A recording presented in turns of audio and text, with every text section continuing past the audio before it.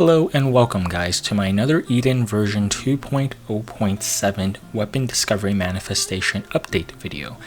In this video I will talk about what is newly added to the Another Eden game, such as another style Lokido and the manifestation weapons. And I will also talk about what the manifestation weapons are and do a quick overview guide on the encounters themselves. So without further ado, what is new in this update? They're celebrating the first year anniversary. They have a special banner that's going on in the game. I would suggest that new players will try to roll on it. They've also added a faithful star encounter where if you buy the monthly pack, you can also obtain a selector ticket. And with the selector ticket, some units that I would highly recommend getting would be Nagi Another Style if you haven't received her. If you have received her, some other memorable mentions could be Biaka or Claude if you need wind, or even Suzette since she receives her manifestation weapon in this update.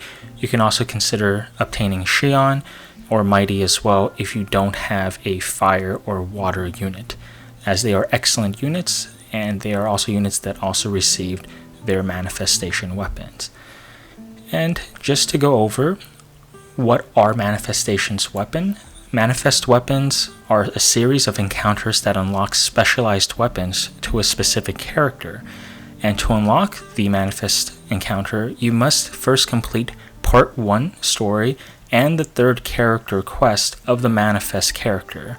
Your party must include the manifest character's original form.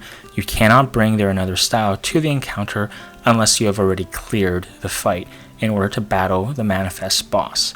And after you have satisfied the condition, visit the northern part of the space-time rift. The previously unused door will unlock and connect to a new map with a mirror in the middle. Select the character you want to unlock, their manifest weapon, and a copy of the said character will jump out from the mirror and challenge you.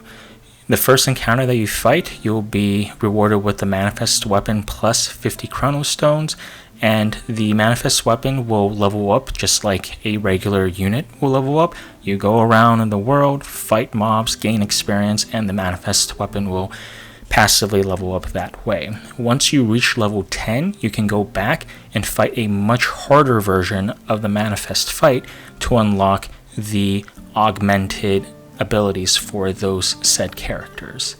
Let's talk about Lokido's Another Style. His rarity is 5 stars. His element is Earth. He's a blunt fist necklace user and his type is Light. His Valor Chant will increase the Earth type attack of user by 50% for 1 turn. You can obtain his Proud Beast Treatsy by random chance drop from any another dungeon very hard, or you could buy 2 of the Treatsies from the Nopal weapon shops. Now let's go over the encounters that you can do in this update, with the first encounter being the Suzette Encounter. On this slide you can tell what the weapon name is, the stats that you can obtain from the weapon, the upgraded augmented skills, what each Suzette has in terms of HP to expect, the weaknesses, and the recommended party for this encounter would be Garyu, Shion Another Style, Akane Another Style, Rosetta, Bertrand, Azami, Isuka, Yuna, Claude, and Sora at the time of the global release launch. And for Suzette, all of her attacks will hit around 6k unmitigated, and the poison pain can tick up to 1.5 extra damage on top.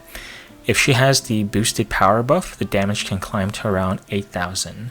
You want to maintain a power debuff at all times on Suzette. Type resist buff can help mitigate the wind damage. All that remains is to spam area of effect skills to kill all the Suzettes as quickly as possible. If you lack AoE skills, you can focus on the right Suzette first, followed by middle, and lastly left.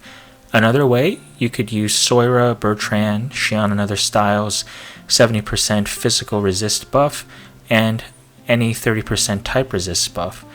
At second turn, right after left Suzette buffs their power and intellect, you can move all but the tank at the back row, and tank should receive 0 damage from all 3 Suzette's attack. rinse and repeat to grind down the enemy's health, set up buff and debuff, and another force away once it was filled. It's not a very difficult encounter, but if you're a noob and it's your first time doing it, it can catch you off guard. Alternatively, you can also kill the left Suzette first to stop the power buff if you're having trouble surviving their combined nuke attacks. Next, we have the Shion manifest. You have the weapon, the min-max stats, the ability augment power up at max level. Shion manifestation is going to be around 3.5 million HP, and he has no weaknesses, and he's resistant to wind and earth. And some of the recommended party, it would be a Mighty, another style, Saki, another style, Soira, Bertrand, Erina, Leclerc's original or her another style, Shiguri, Akane, another style, Elga, Yuna, and Amy. If you're having trouble DPSing this boss encounter down, you can wait for IDA 3. There's going to be a free character that will be rewarded for us, and she will make this encounter a cakewalk. And this is probably the hardest manifest encounter in the initial release. His Phoenix Slash, which is 3 fire slashes at the 4th turn, hits you for 10,000 damage per hit. No amount of power debuff will be able to save you from this damage spike. The only way to survive this attack is to stack a 70% physical resistance buff and a 30% type resist buff so that this attack will deal 0 damage. If you don't have Bertrand, Sora does this job nicely if you give her several of the plus HP stat Grasta and a pointy parasol, the lance from the Total Dreamland. Make sure that you have both 70% defense buff and 30% plus type resist buff active on your tank, and your tank must inflict rage on Manifest Shion before he uses that Phoenix Slash. There's 3 ways to really handle this fight. You can either have a Ironclad buff at turn 1, retreat at turn 2, move front at turn 3, and do damage on turn 4. But this strategy requires you to have a second tank to tank his Scarlet Tengu or Itoryu Dragon attack, so your main tank doesn't suffer from both fire and slash resist debuffs and risks to dying to the Phoenix Slash. Another way to do it is Ironclad buff at turn 2, retreat at turn 3, and then use a fast unit to drag the tank to front on turn 4. This strategy requires you to have Erina removing Manifest Shion's speed buff, or even Mario with 300 speed to get outsped once Manifest Shion reaches 3 stacks of speed buff. I don't really like this strategy too much because you're risking Erina getting one-shotted by Shion. And option 3, which is the way on how I did it, which is the no tank strategy. You can use Mario, Mighty, Saki, another style, shield with the 20% power buff, and this should allow any of your unit to survive the Phoenix Slash, but your mana usage might be tight. Of course, you can switch any units around, and this isn't a concrete set on how to approach this fight. This fight will be more and more manageable with more of the newer units that will be released later on. So if you can't get this down, don't fret. Once you get the rotation down, the fight is simply a matter of attrition. You just got to make sure you have the debuffs on Shion before his self buff goes out of hand, and attack with your strongest unit. You should definitely be playing safe on this fight. Messing up and letting your tank die in game is pretty much game over for you if you already chip away enough health to finish Manifest Shion off before he kills your whole party with the Phoenix Slash attacks. Next, we have Mighty Manifest Encounter.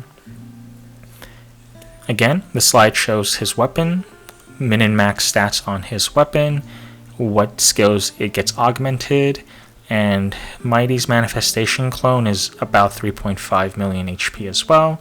He has no weaknesses and resists fire and wind. This fight has a softened rage since he can kill your party with a waterfall that was buffed by 3 stacks of intellect buff and water resistance debuff. But you know what the nemesis of these kind of gimmicks? It's Erina for now. So if you just keep removing his intellect buff, then it'll trivialize his damage. Though you still want to keep intellect debuff on him 24/7, His Waterfall and Nightmare gift will still hurt without the mitigation. You can status cleanse, Valor Chant helps, but it isn't really needed. The remaining task is just to bully Manifest Mighty with your strongest attack, and the fight isn't too hard. But the constant sleep crowd control can be annoying. And the recommended party makeup for this fight would be Erina, Tsubame, Yuna, Tuva OG or her another style, Nagi another style, Serene, Miles, Melina, and Levia. Anyways guys, that's going to do it for this video. I hope you found this helpful. If you did like it, please drop a like, as that'll help the YouTube algorithm put my videos up for other people that are searching for these fights and guides. I hope you guys have a wonderful day now. Take care, and I'll see you guys in the next one.